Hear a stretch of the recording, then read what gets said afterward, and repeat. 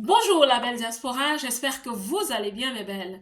Aujourd'hui, nous allons parler un détail très important pour l'intégration, pour la réussite dans la diaspora. Si tu es nouvelle ici, je suis coach Marcel Ange et je me suis donné pour humble mission d'encourager, de booster, de motiver la femme dans la diaspora, celle-là qui a pris la ferme décision de réussir sa vie loin de chez elle. C'est pour ça que je parle beaucoup de l'état d'esprit qui aide à réussir dans la diaspora. Je parle aussi de la santé mentale et aussi de l'autonomisation, c'est-à-dire tout ce que nous devons faire pour améliorer nos vies et pour écrire nos noms dans le livre des pays qui nous accueillent et nos pays d'origine. Je vais introduire en lisant un petit extrait de ce livre qui est mon livre Ambition légitime. Je vais lire. Moi, j'ai eu droit à un interprète car toute l'administration se fait dans la langue locale. Ce personnage devait faire appel à un interprète parce qu'elle venait d'arriver dans ce pays qui ne parlait pas la langue officielle dont elle était habituée dans son pays d'origine. Et c'est tout à fait normal, c'est même louable de penser à cela et de vouloir cela quand on est nouveau dans un pays qui ne parle pas la langue d'origine, la langue officielle d'origine. Qu'à cela ne tienne, mes belles, dans la diaspora, je vais vous dire quelque chose. Dans le cadre de ton intégration, pour que les choses se passent bien, pour catalyser ta réussite, utilise toutes les cartes possibles. Et la langue, l'apprentissage de la langue est très important. Tu dois apprendre la langue, ma belle. Parfois, je vais à l'administration pour certains rendez-vous et dans la salle d'attente, je vois des personnes, parfois des hommes ou des femmes, avec des enfants. Tu te diras peut-être que il est allé chercher son enfant à l'école et ils sont passés par là avant de rentrer à la maison. Pas du tout.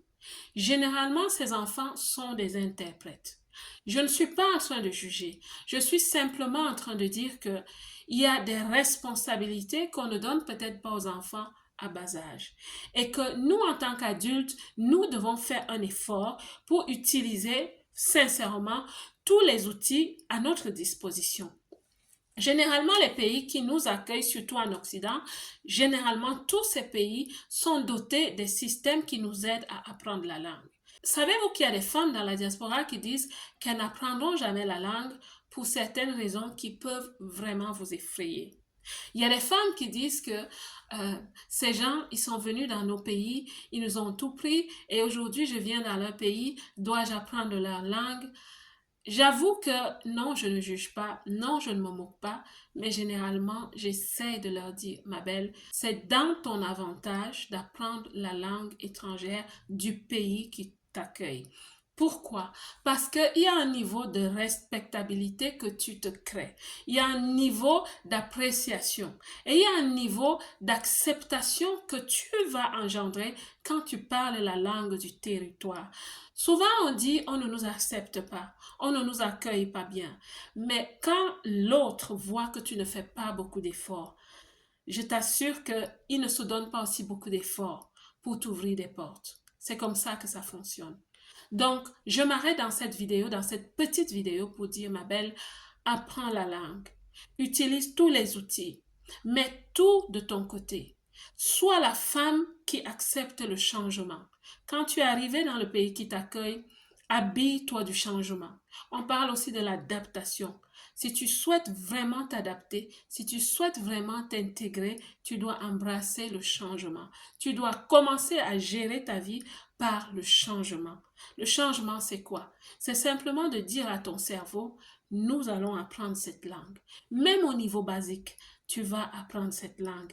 C'est un outil qui va beaucoup t'aider. Pas simplement pour faire des courses, mais aussi au niveau de l'administration. Tu vas être respecté.